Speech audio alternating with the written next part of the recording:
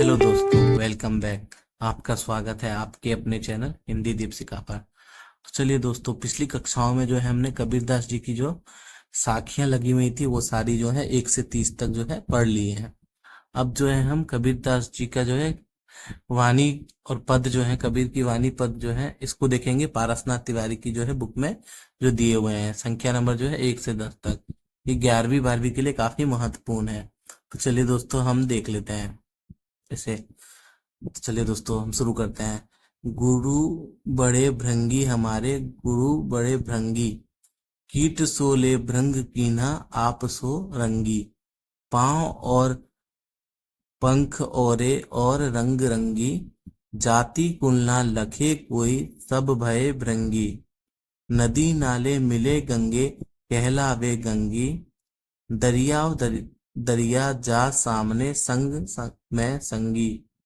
चलत मनसा अचल किन्ही, मन हुआ पंगी। तमते नितत दरसा, संग में संगी। बंधते निर्बंध कीन्हा, तोड़ तब तंगी। कहे कबीर किया अगम, गम नाम रंग रंगी। चलिए दोस्तों, इसकी जो है हम व्याख्या देख लेते हैं। जो प्रस्तुत जो पद है, इसमें कबीरदास जी जो है कहते हैं कि हमारे गुरु महान है, वे भृंगी अर्थात एक प्रकार के भौरा जैसे हैं। जैसे भृंगी साधारण कीट को अपने संग रखकर उसे भी अपने जैसा बना लेता है, वैसे ही गुरु ने हमारे साधारण जीवन से ऊंचा बना दिया है, अपने रंग में रंग दिया है। गुरु जो है हमारे जीवन को जो है अपने जितना ही महान बनाने की कोशिश करते हैं। गुरु की कृपा से शिष्य का रूप बदल गया। उसके पांव पंख रंग सब भृंगी जैसे हो गए, मतलब उन्होंने अपना जैसा उसे बना लिया है। अब उसकी जाति कुल भेद कोई नहीं देखता, क्योंकि सब गुरु के रंग में रंग गए हैं, सब भृंगी हो गए हैं। यानी सब जो है गुरु के रंग में रंग गए हैं और गुरु के समान हो गए हैं। तो दोस्तों, यहाँ बताया गुरु की कृपा, जो शिष्य का रूप बदल गया है, बताया यहाँ पे। जैसे नदी नाले में मिलकर गंगी, यानी गंगा जो है पवित्र कहलाने लगती है, नदी नाले जो है गंगा में मिलकर पवित्र कहने लगते हैं, वैसे ही शिष्य गुरु में समाहित होकर पावन हो जाता है, यानी पवित्र हो जाता है। जैसे छोटे छोटे दरिया बड़े बड़े दरिया में मिलकर एक हो जाते हैं, वैसे ही गुरु के संग शिष्य का जीवन भी सार्थक हो जाता है। दोस्तों, यही यहाँ बताने की कोशिश की है। चलिए दोस्तों, अब जो है हम यह यहाँ पे जो है आपका महत्वपूर्ण महत्वपूर्ण जो है पदों को देख लेते हैं, जो एग्जाम के दृष्टिकोण से काफी महत्वपूर्ण है। चलिए दोस्तों, ये पीडीएफ जो है आपको प्रोवाइड करा दिया जाएगा, और आप लोगों के लिए कुछ खास ऑफर है, वो आप जो है नीचे देख सकते हैं। चलिए दोस्तों, जो एग्जाम के दृष्टिकोण से महत्वपूर्ण है, ये सारे ही पदों का मैंने यहाँ व्याख्या दिया हुआ है, लेकिन मैं आपको महत्वपूर्ण महत्वपूर्ण ही पढ़ाऊंगा इस वीडियो में। तो चलिए दोस्तों, देख लेते हैं इसको। पद नंबर 5। दुल्हीनो गावहु मंगलाचरण, हम घरी आई राजा राम भरतार तेग। तन रत करी में मन रति, करियो पाचौ तत बराती। रामदेव मोरे पाहुनु, आए में जोबन में माती। शरीर सरोवर बेदी, करियो ब्रह्मा वेद उचारा। रामदेव संगी भवरी, लेही धनी बनी भाग हमारा। सूर 33 कोटिगर, आए मुनिवर सहस 88। कहे कबीर हम ब्याही चले, पुरखी एक अविनाशी। तो दोस्तों, इस प्रस्तुत पद में जो है कबीरदास जी जो है अपने मन रूपी दुल्हन का वर्णन करते हुए अपने बारे में बताते हैं कि इसमें पद में वो कहते हैं, दुल्हीनो मंगलाचार गावो, अर्थात वे अपने आत्मिक साधकों, मेरे जीवन में अब मंगल घड़ी आ गई है। वो साधकों को बताते हैं, मेरे जीवन में अब मंगलचार यानी मंगल घड़ी आ गई है। आनंद के गीत गाओ, अब मैं आत्मा रूपी दुल्हन बनकर अपने राम पति रूपी परमात्मा के स्वागत में मैं हूँ, क्योंकि वे अब मेरे घर आए हैं। मेरा अंतर्मन अब ईश्वर से मिलने के लिए तैयार हो गया है। यहाँ पे वो है अपने अंतरात्मा को जो है राम की पत्नी के रूप में जो है बताते हैं कि मेरा मन जो है दुल्हन की तरह जो है खिल उठ गया है, क्योंकि मेरे राम जो है पति रूप में आए हैं। चलिए दोस्तों, उसके बाद जो नीचे वो कहते हैं कि कबीर जो है इस परमानंद विवाह को एक दिव्य उत्सव की तरह चित्रित करते हैं। वे कहते हैं कि अब मैं अपने तन को रंग दूंगी, रति प्रेम में रंग दूंगी और मेरे मन को भक्ति रस से भर दूंगी। यह कोई सामान्य आयोजन नहीं बल्कि ब्रह्म की बारात है। वो जो है अपनी जो है बारात को जो है ब्रह्म की बारात के समान बताते हैं। और यहाँ जो है वो बोलते हैं कि यहाँ पांचों तत्व यानी पृथ्वी, जल, आकाश, अग्नि, वायु बाराती बनकर आए हैं, अर्थात मेरा ये पूरा शरीर ही विवाह का मंच है। और इस पर वो ब्रह्म और प्रकृति की उपस्थिति को बताते हैं। वो बताते हैं कि राम परमात्मा स्वयं मेरे बहानु यानी वर बनकर आए हैं।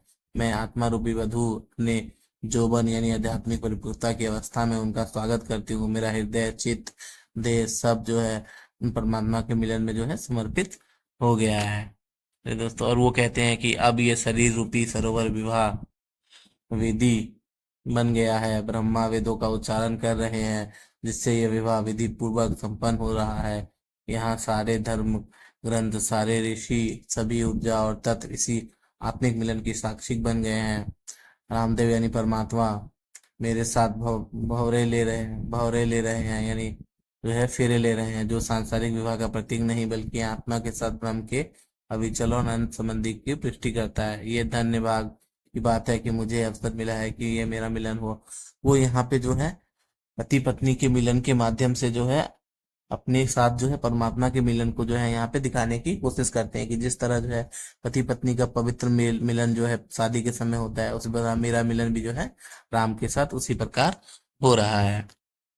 दोस्तों, और कहते हैं यहाँ पे इस दिव्य विवाह के लिए जो है, और वो कहते हैं इस विवाह में जो है 33 करोड़ देवी देवता आए जो है आए हैं और 88 हजार मुनियों की घटना देखकर जो है वो सारे जो है आश्चर्यचकित और आनंदित हैं। माने कि 88 हजार जो है मुनि इस घटना को देख रहे हैं।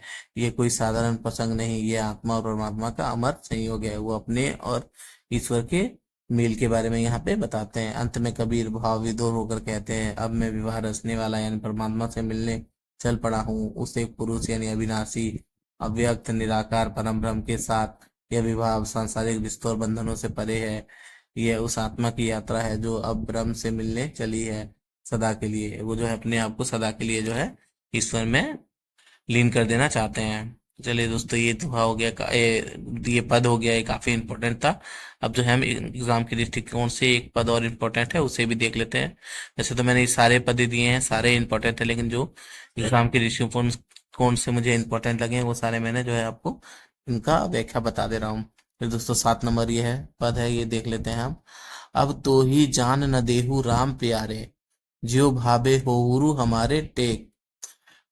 बहुत दिनन के बिछड़े हरि पाए, भाग बड़े पर बैठे आए। चरणन लागी करो सेवकाई, प्रेम प्रीति राखो उरछाई।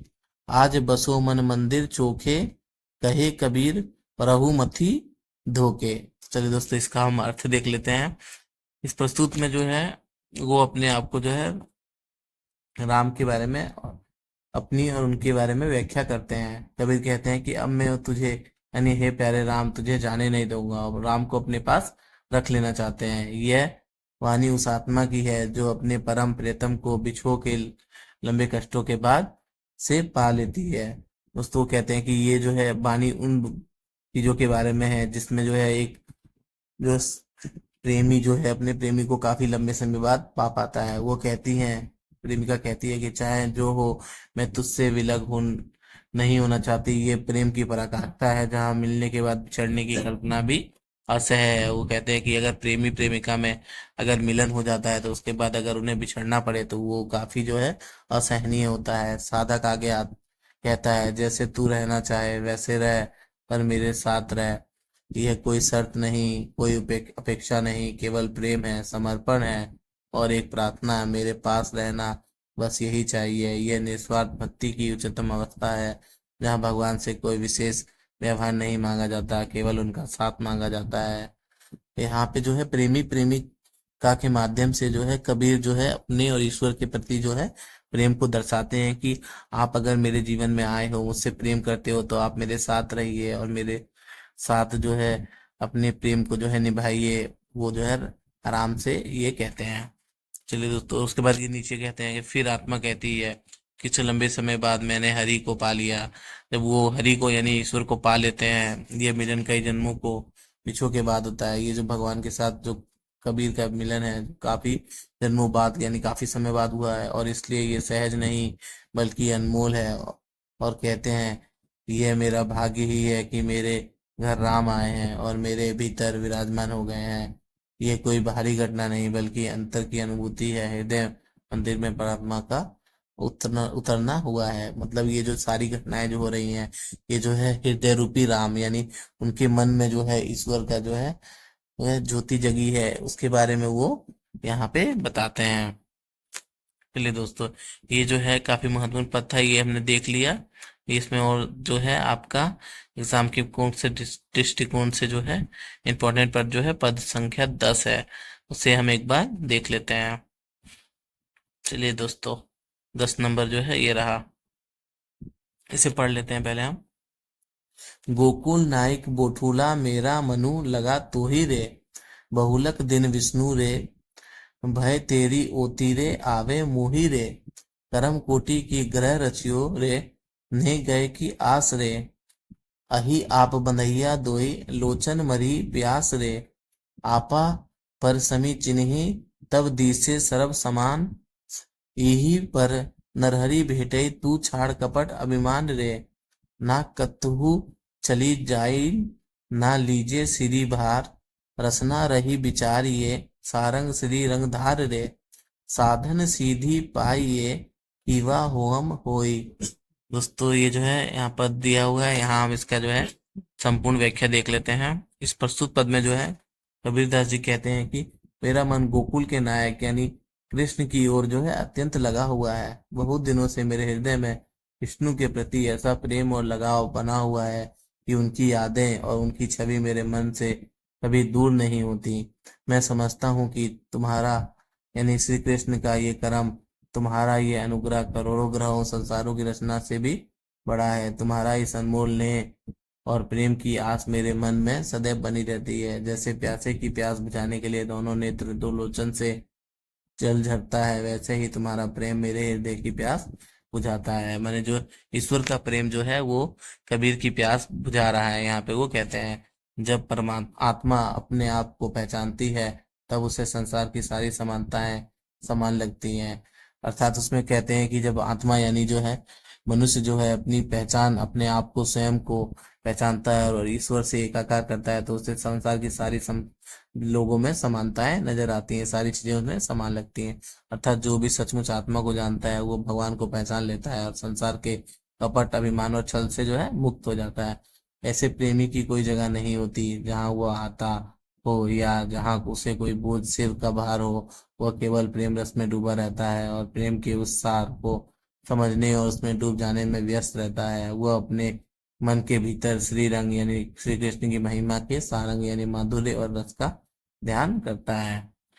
चलिए दोस्तों, यहाँ पे और वो कहते हैं कि अंत में कबीर कहते हैं कि साधन और सिद्धि यानी आध्यात्मिक साधना और उसका फल मिलना ना मिलना महत्वपूर्ण नहीं, क्योंकि असली सिद्धि तो वही है जो मन में सच्चे प्रेम और भक्ति से प्राप्त होती है।